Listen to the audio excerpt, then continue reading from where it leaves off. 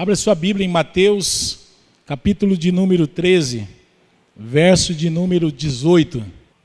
Portanto, ouça o que significa a parábola do semeador. Quando alguém ouve a mensagem do reino e não a entende, o maligno vem e lhe arranca o que foi semeado em seu coração. Este é o que foi semeado à beira do caminho. Só isso. Este é o que foi semeado à beira do caminho. Pai, graça te damos pela tua palavra. O Senhor nos dê a tua graça para transmitir a tua palavra, Senhor, ao teu povo. E que nesta noite, Espírito Santo, tu fale conosco. Que o Senhor possa realmente, ó Deus, mexer conosco, para que o teu avivamento tome a nossa vida, a nossa história, a nossa cidade, nosso estado e nosso país.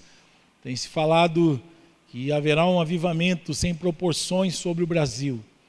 E eu creio que os céus do Brasil estão se abrindo. Há uma igreja em oração, há um remanescente que não se curva. Há um remanescente fiel a Deus que tem se levantado para orar e clamar e buscar ao Senhor.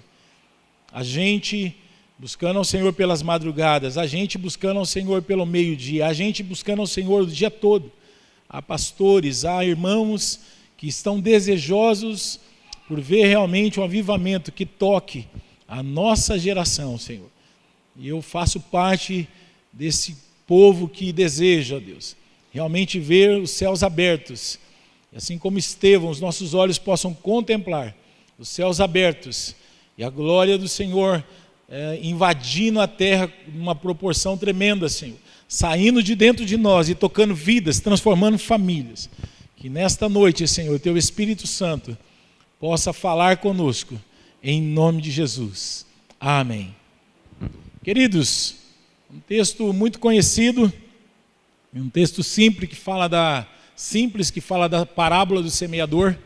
A parábola do semeador, ela mostra Jesus dizendo ao povo e aos discípulos juntos de que um semeador saiu a semear e semeando a palavra, uma parte da semente caiu à beira do caminho, outra parte da semente caiu entre os espinhos, e outra parte da semente caiu entre as pedras, as rochas, e outra parte da semente caiu em boa terra.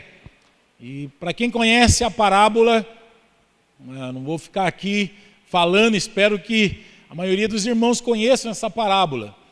E no capítulo 13, verso 18, nós vemos Jesus explicando aos seus discípulos o porquê ele falava em parábolas.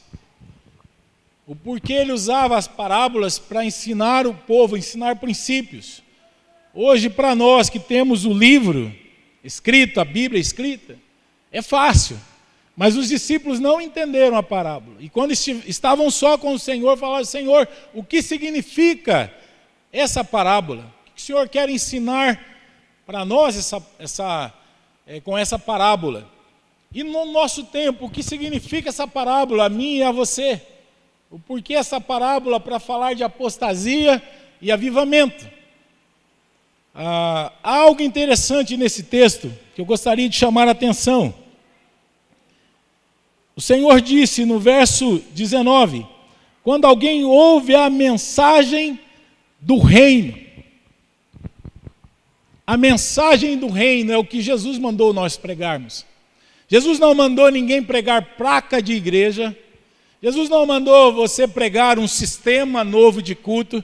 Jesus não mandou ninguém pregar uma nova moda, uma nova onda, as modinhas. Mas Jesus disse para os seus discípulos: vão e preguem a palavra do reino, a mensagem do reino. Todos nós aqui, se nós fôssemos perguntar e te desse um questionário, para que você pudesse explicar com as suas palavras, ou um questionário responder perguntas sobre o que você acha que é a igreja, todos nós talvez tiraríamos 10. Alguns que estão estudando teologia, estão aí cursando um intensivo aí de teologia, talvez responderiam mais fácil, porque se está estudando eclesiologia, que é o estudo sobre a igreja, você vai ver como uma igreja é formada, como que ela funciona, sistemas de governo. Todos nós responderíamos. Mas, pasmem, a maior parte da igreja não entende nada sobre o reino de Deus. O que Jesus está falando aqui não é alguém que ouviu uma mensagem, mas que ouviu a palavra, a mensagem do reino, a palavra do reino de Deus. O que importa, querido, para nós é se ouvimos a mensagem do reino. Por quê? Qual é a diferença de ouvir uma mensagem e a mensagem do reino? Porque uma mensagem, você pode ouvir ela e sair daqui da mesma maneira.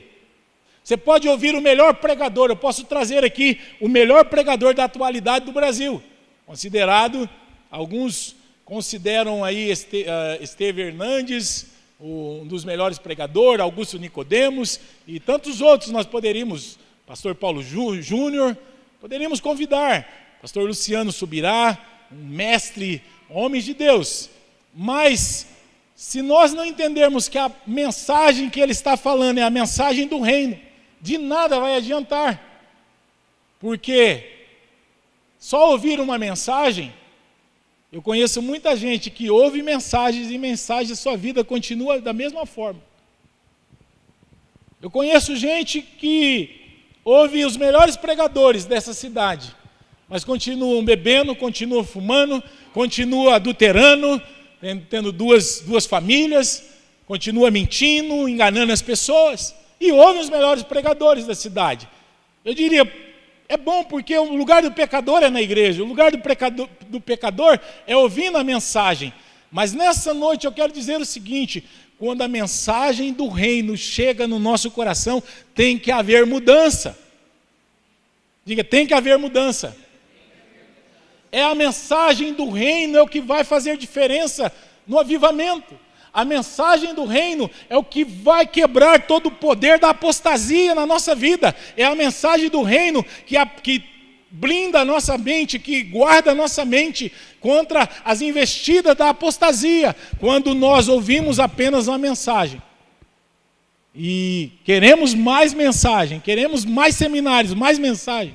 E não mudou nada na nossa vida, os princípios são os mesmos, os valores são os mesmos, nossas atitudes são as mesmas perante as pessoas, perante a igreja onde estamos, perante a cidade onde estamos. Significa que alguém aqui está tendo vantagem. E quem é esse alguém que Jesus disse?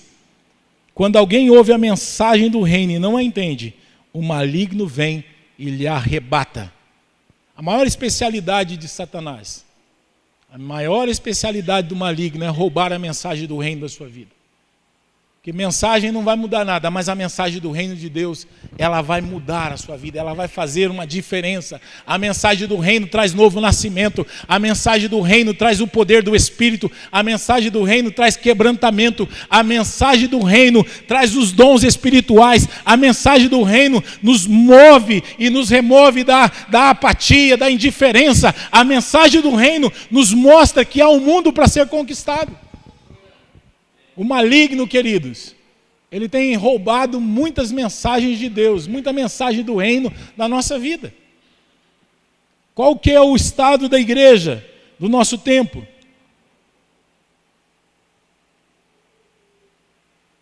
Qual que é o estado da igreja? O estado da igreja do nosso tempo é um estado que muitos dizem que a igreja está fria, está morna.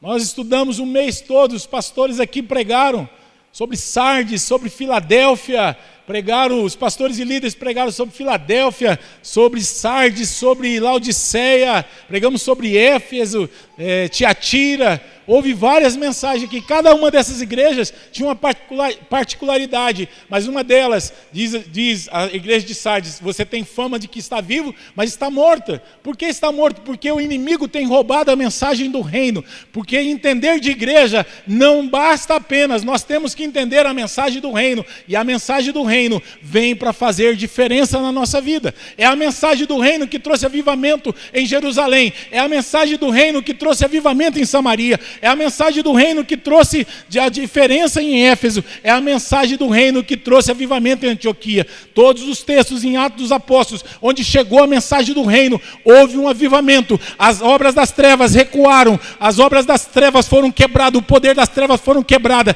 e o reino de Deus começou a ser propagado. Houve cura, libertação, restauração, até os utensílios pessoais de Paulo de Tarso, que era enviado, e os demônios fugiam das pessoas. Pode entender-se isso, queridos? A projeção da sombra de Pedro curava. Por que curava? Porque era a mensagem do reino. Não era apenas ouvir mensagem, não era apenas ouvir um seminário, mas era ouvir uma mensagem do reino. A mensagem do reino, ela é centralizada em Cristo e não no homem, ela não é homocêntrica. Uma das primeiras características da mensagem do reino: Cristo deve ser o centro da nossa vida. Cristo deve ser o centro da nossa história. Cristo deve ser o primeiro na nossa vida. Cristo deve ser a centralidade da nossa busca, do nosso alvo, do nosso propósito. O apóstolo Paulo diz: esquecendo-me das coisas que para trás ficam, prossigo para o alvo da soberana vocação em Cristo Jesus. Ou seja, querido, quantas coisas boas já tivemos na nossa vida. Mas há algo à frente, há algo que está mais adiante, e nós muitas vezes não estamos enxergando, porque o maligno está arrebatando a mensagem do reino. Talvez alguns de nós nem sabemos mais o que significa a mensagem do reino de Deus. A mensagem do reino de Deus, diz a palavra, que a palavra do reino, ela consiste em paz, gozo e alegria no Espírito. Quantos cristãos estão entristecidos? Quantos cristãos indo para psicólogos? Quantos cristãos estão, eu falei quinta-feira um pouco sobre isso aqui, quantos cristãos estão procurando psiquiatras? Quantos, queridos? O que está errado? O que está errado é que a igreja está deixando o inimigo roubar a mensagem do reino. A mensagem que Jesus mandou nós pastores pregar é a mensagem do reino. A mensagem que Jesus mandou você anunciar para o seu vizinho, para o seu amigo, é a mensagem do reino de Deus. Esta é a mensagem. Jesus não mandou nós fazermos eventos.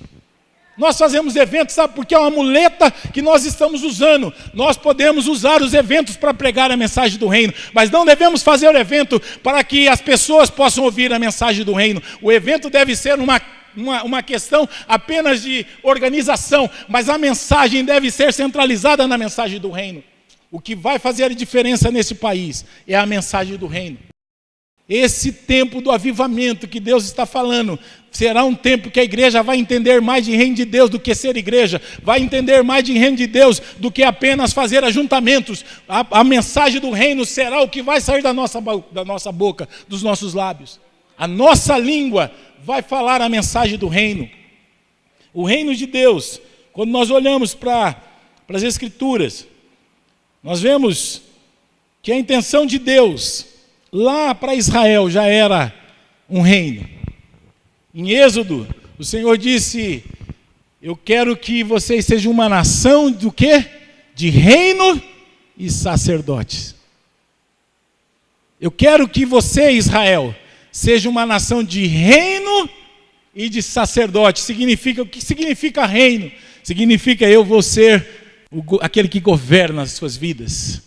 Vocês vão ser um referencial para as outras nações. O que Israel fez, queridos? Israel disse assim: Moisés, sobe no monte, fala com Deus, e o que ele falar para você, nós vamos obedecer. E eles obedeceram? Não obedeceram. Eles ficaram 40 anos no deserto, rodando. Ao invés de ser um exemplo, muitas nações falaram assim: Deus tirou eles do deserto e agora não consegue, fez uma promessa e não consegue introduzir eles na terra prometida. A questão não estava em Deus, a questão estava que o povo rejeitou. E Jesus, falando sobre isso, Jesus disse assim: o reino será tirado de vocês, Israel, e será dado a um outro povo. O reino foi tirado de Israel e dado a quem, querido? A igreja. Diga, a igreja. A igreja hoje pertence ao reino. O reino pertence à igreja. O reino está na igreja. E é interessante que Jesus, com seus discípulos, ele chega e diz assim: olha, o reino não vem de coisas aparentes. Não fique esperando um espetáculo. O reino vem de forma simples. Nós estamos esperando um espetáculo, nós estamos esperando chegar fogos de artifício. Chegou o reino de Deus. Jesus disse assim: o reino de Deus não está longe, está dentro de vós. Está dentro. É dentro de você que está o reino. E o que é o reino? O reino é a manifestação plena de Deus. É tudo aquilo que Deus projetou para que nós pudéssemos fazer. É tudo aquilo que Deus projetou para que nós pudéssemos entender. A projeção do reino de Deus dentro da minha vida e da tua vida é aquilo que a igreja precisa nesse tempo. A igreja não está precisando de muita coisa, querido. Nós estamos precisando apenas viver a mensagem do reino de Deus. E o que é a mensagem do reino de Deus? Primeiro, Jesus começa uma exposição em Mateus capítulo de número 5. A mensagem do reino, ela é forte. Por que ela é forte? Porque ela amplia aquilo que Moisés dizia na lei. Jesus disse: se alguém te ferir a face direita, dá o quê, queridos? Dá um pontapé nele. Dá um soco nele. Se alguém te ferir a tua face direita, dá a esquerda. Se alguém te pedir para caminhar uma milha, vá com ele 2. Dá a quem te pede, não o despede vazio. Se alguém te pedir a túnica, a túnica pedir a capa, dá também a túnica. Jesus está dizendo que nós precisamos viver a intensidade do reino, porque esse reino tem regras, esse reino tem um comando, esse reino é vida, é manifestação diária. Ele disse: aquele que quer vir após mim, negue-se a si mesmo, tome a sua cruz todo domingo e vá para o culto na Cristocentro. Foi isso que Jesus disse. O convite para o reino e da mensagem do reino não é vida, é morte. É morrer para si mesmo, é morrer para esse mundo, é morrer para os desejos carnais. E quantos desejos carnais têm tomado a vida da igreja nesse tempo, de crentes que estão com desejos carnais aflorados. E a palavra de Deus diz que nós temos que fazer morrer a nossa natureza terrena. Sabe quando que eu vejo os desejos carnais muito desenfreados em nossa vida? É quando a gente está para comer, queridos. Eu tinha um pastor que ele fazia muito isso, né? Ele fica observando quando a gente vai orar e quando a gente vai para comer. Quando a gente senta para comer, a gente come. A carne, ela deseja, ninguém segura ela. E nós falaríamos, talvez, pensaríamos como os romanos: não tem limite para comer, não tem limite para viver esse vidão. Agora, quando é para jejuar, a nossa carne reclama. Significa que a mensagem do reino tem sido roubada de nós. Quantos de nós faz tempo que não jejuamos? Não conseguimos jejuar, mas conseguimos ir para as festas, conseguimos comer. Quantos de nós não conseguimos dobrar os nossos joelhos e orar, mas conseguimos ir para a festa, nós conseguimos estar juntos para comer e festar? Significa que a mensagem do reino perdeu o seu valor, que o inimigo conseguiu roubar a mensagem do reino de nós. O primeiro amor, é interessante que ele traz a mensagem do reino muito forte. Qualquer pessoa que foi alcançada e tocada por Deus, está no primeiro amor, você vai ver muito evidente nos olhos dela o brilho de quem tem a mensagem do reino. Tem brilho nos olhos. Como eu digo lá em casa, para minha filha, ela ouviu muito: tem que ter sangue nos olhos. Cristão tem que ter sangue nos olhos, tem que ter vida, porque os olhos são as janelas da alma. Mas quantos cristãos estão entristecidos, a alegria da salvação já não está mais aí, porque a mensagem do reino foi roubada. Você foi defraudado, alguém roubou essa mensagem. Por isso sua vida não consegue ser avivada. Por isso você tem tentado e não consegue dar 10 passos. Você dá 1 passo, 2 em direção à mensagem do reino e de repente dá 3, 4 para trás, porque a mensagem do reino foi roubada do teu coração. Há um inimigo que está à tua espreita ali fora e ele vai tentar roubar a mensagem do reino. Você vai para um seminário tremendo, de homens tremendos de Deus, gente que orou, gente que se consagrou para ministrar uma palavra. E ali você recebe a palavra e você anota e você diz: eu vou sair daqui, ninguém me segura. Você recebeu a mensagem do reino. Mas quando você sai, as quatro paredes. Parece que aquela mensagem foi inútil. Parece que aquele poder daquela mensagem já... Sabe aquela bateria do celular? Que ela vai acusando assim, meu celular ele tem assim, bateria fraca. E ela vai ficando enfraquecida, enfraquecida, enfraquecida. E vai sendo fragilizada. Aquele poder, aquela bateria que estava cheia, já está descarregada, porque o inimigo roubou a mensagem do reino, ela não pode ser vivida. Se ele roubou, como que eu vou viver essa mensagem do reino? O que Jesus estava dizendo aos seus discípulos é que haveria muita gente, e havia pessoas que ouviram a mensagem do reino, mas não entenderam, porque o maligno lhe roubou. Primeira questão que nessa noite eu quero que entendamos, marque isso, o que a mensagem do reino faz na nossa vida é compreender a mensagem do reino. Se você quiser escrever, escreva: eu preciso compreender a mensagem do reino. Quando eu compreendo a mensagem do reino, sabe o que acontece? Eu não sou ludibriado pelo inimigo. Eu sei que eu vou ter lutas e provas. Todos os homens que compreenderam a mensagem do reino e começaram a pronunciar a mensagem do reino, eles tiveram batalhas. O primeiro deles, Estevão. Esse mês eu te aconselho que você leia o Evangelho, o livro de Atos dos Apóstolos. Nós estamos falando sobre avivamento e até o capítulo 15 de Atos dos Apóstolos nós temos um retrato do que é avivamento. O que acontece no avivamento? O que a mensagem do reino produz? E no capítulo 7, nós encontramos 7 e 8 ali, nós encontramos Estevão, homem cheio do Espírito Santo, compreendeu a mensagem do reino. Mas quando ele começou a falar da mensagem do reino, ele foi apedrejado. João Batista começa a pregar o reino de Deus. O que acontece? Porque ele compreendeu a mensagem do reino. O que aconteceu com João Batista? Perdeu sua cabeça. Porque quem prega a mensagem do reino vai na contramão do mundo. Quem prega a mensagem do reino vai entender que vai virar um avivamento. Mas o avivamento virá sobre aqueles que compreendem a mensagem do reino. Avivamento não é para todos. Quantas pessoas tinha quando Jesus multiplicou os pães, queridos? Diz que havia 5.000 homens, fora mulheres e crianças. Mas quantas pessoas tinha no dia de Pentecoste, pastor Rony? Quantas pessoas estavam lá no cenáculo?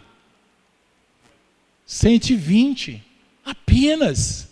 Cadê a multidão? Porque eles não compreenderam a mensagem do reino. Porque se eles tivessem tido uma compreensão, teria lá no cenáculo, ou em volta do cenáculo, mais de 5.000 pessoas. Se tivesse filhos ali, 3 anos de ministério, andando, seguindo Jesus, nós teríamos uma multidão. A multidão veio porque houve 120 irmãos que compreenderam a mensagem do reino, o avivamento veio, e eles começaram a propagar a mensagem do reino de uma forma que as pessoas pudessem entender. E aqueles que entenderam foram 3.000 almas batizadas somente naquele dia.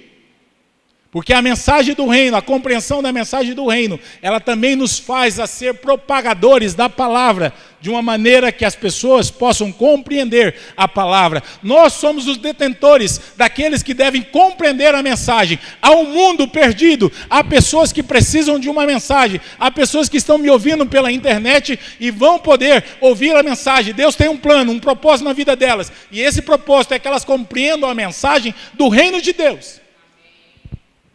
E a mensagem do reino é Cristo em vós, é a esperança da glória. A mensagem do reino é Cristo voltando para buscar a sua igreja. É Cristo te libertando, te curando e te restaurando. Porque a propagação da mensagem do reino começará a trazer os milagres novamente. Muitos de nós temos perguntado, cadê os milagres da igreja? Muitos de nós temos perguntado, por que nós não expulsamos mais demônios? Até muitos que tiveram ministérios tremendos de expulsar demônios, hoje de vez em quando expulsamos um demônio aqui, outro ali. E os demoniozinhos, meio furrela, né? Antigamente a gente pegava uns demônios bravos. Em Paissandu, no começo de Cristocentro, nós pegamos uns demônios muito bravos lá, que tentavam atrapalhar o culto, que tinha reações. E a gente ia lá, em nome de Jesus, eu, pastor Rony, pastora Marlise, pastora Cris, a Kézia era pequena, ia com a gente, e nós íamos lá, em nome de Jesus. E entrávamos, porque nós que temos a compreensão da palavra do reino, quando você compreende, você se torna um propagador. e o lugar onde você está já não deverá ser mais o mesmo.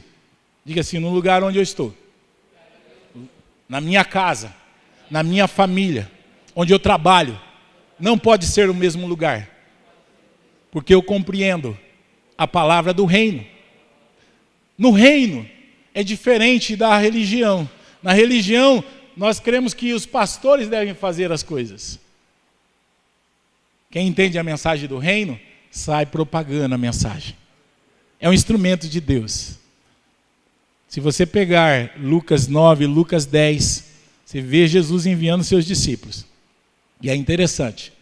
Jesus disse: vá, cure os enfermos, expulse os demônios. E os discípulos então voltam alegres e falaram: Jesus, o senhor não sabe o que aconteceu. Nós fomos. Rapaz, eu entrei numa casa, tinha um endemoniado ali.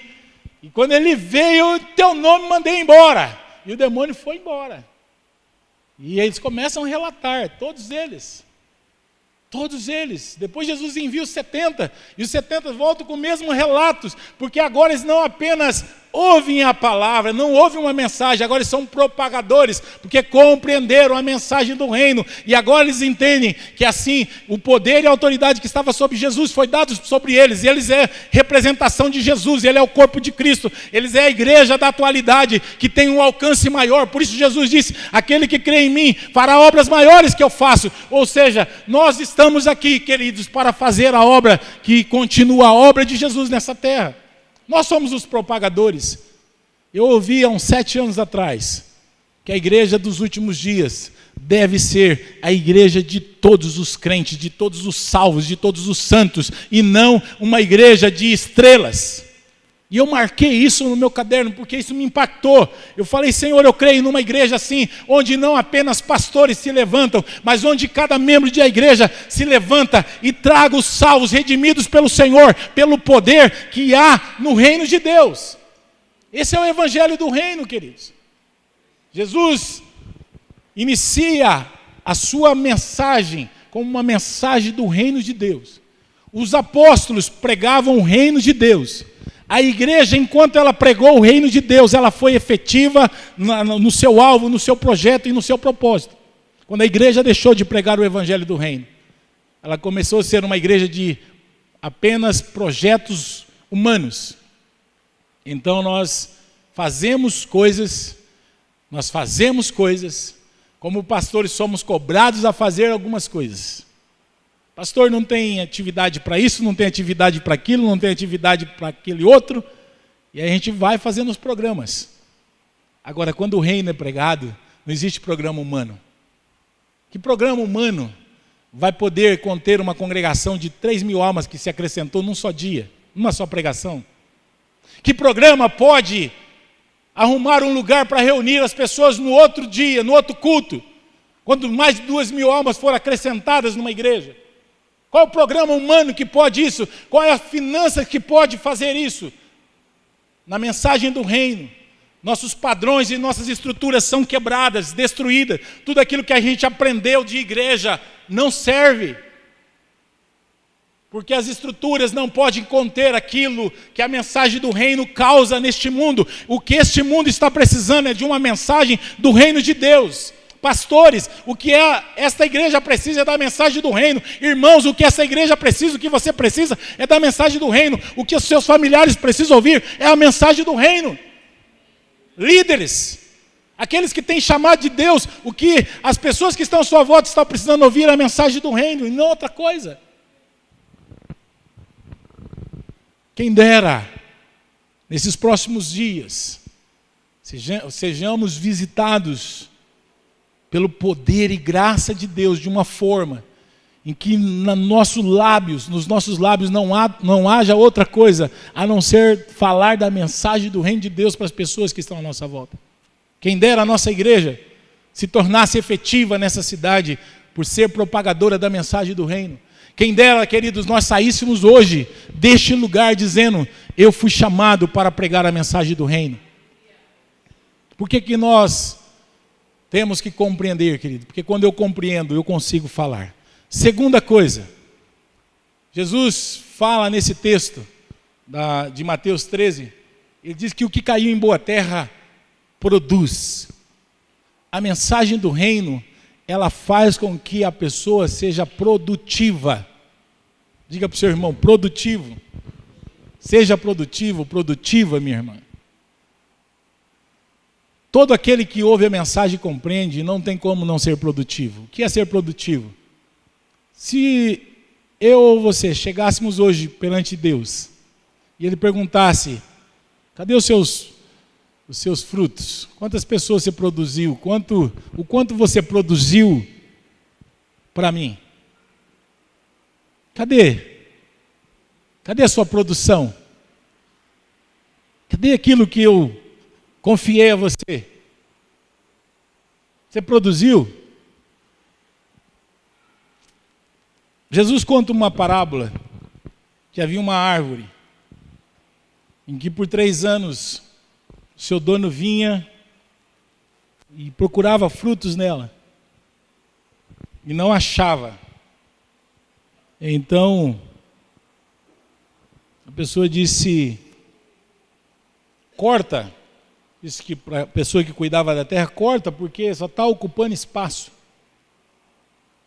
E aquele agricultor disse, não, deixe por mais 1 ano, eu vou mexer a terra, eu vou dar todas as condições para que ela possa produzir. Daqui 1 ano o senhor volta a procurar frutos nela.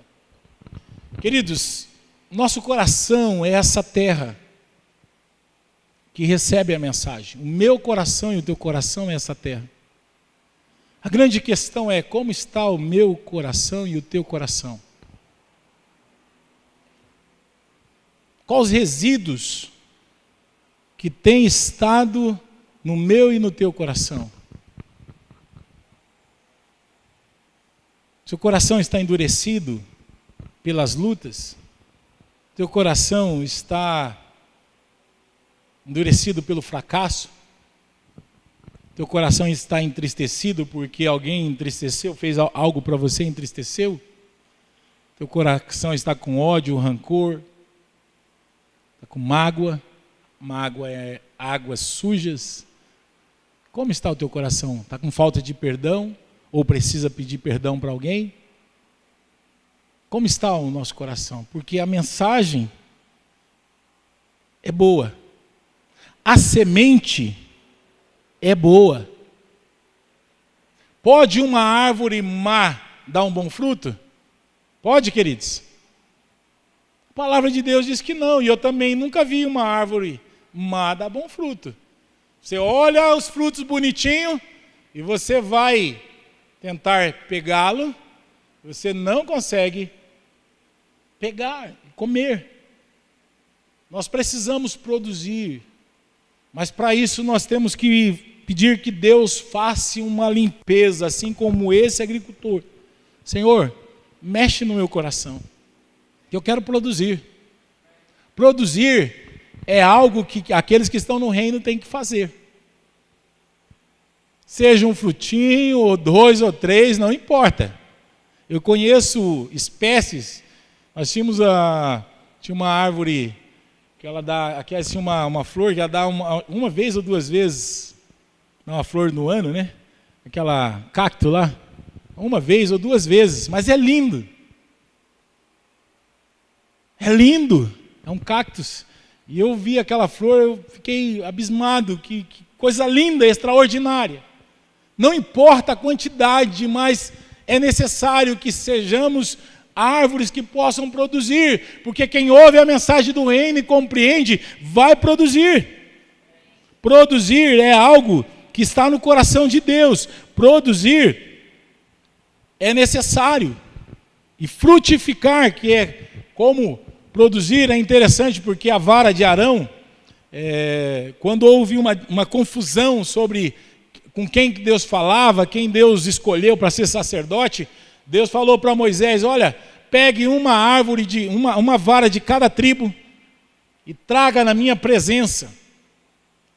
E manda que coloque o nome do líder da tribo e coloque na minha presença, diante da arca. E assim Moisés pediu que cada líder da tribo fosse lá no mato, colhesse uma vara, escrevesse o nome da tribo e colocou na presença de Deus. E a palavra de Deus diz que aquelas varas ficaram a noite toda na presença de Deus. No outro dia, apenas a vara de Arão tinha algumas características interessantes. Ela não secou, as outras secaram. Ela tinha flores, era visível, e ela tinha brotos e tinha frutos. Significa, queridos, que em Deus, com a mensagem do reino, todos nós vamos produzir e frutificar para a glória de Deus. Quando a mensagem do reino toca a nossa vida, nós vamos frutificar. Avivamento, vai haver frutificação, vai haver produção. Todos nós vamos frutificar e produzir para o Senhor. Todos. No avivamento é impossível você ficar parado. É impossível você ficar contemplando para dizer assim, e dizendo, quero ver no que vai dar. Quero ver no que vai dar. Mais uma atividade? Quero ver no que vai dar. Mais uma coisa na igreja? Quero ver no que vai dar. Mais uma coisa? Quero ver no que vai dar. Talvez aqui na nossa igreja não tem ninguém que pense assim, ninguém que pensou assim. Só nas outras igrejas tem gente que pensa assim. Porque quando eu ouço a mensagem do reino e compreendo, eu não quero ser apenas alguém que vai ficar contemplando, mas eu sou coadjuvante, eu estou junto, eu estou participando, eu estou vivendo e vivenciando aquilo que Deus vai fazer. É interessante ter um texto em Jó, e uma vez o apóstolo Rubens nos ministrou sobre isso. O teu começo pode ser pequeno, mas teu futuro é glorioso. Quando eu penso sobre avivamento, eu penso que podemos ser pequenos, mas podemos ser gigantes amanhã. Pode ser glorioso aquilo que Deus vai fazer. As promessas de Deus são gloriosas para a sua igreja. E eu sou a igreja de Jesus. Você é a igreja de Jesus? Nesta noite eu quero orar. Quero orar com você. Quero ter um tempo onde nós possamos orar.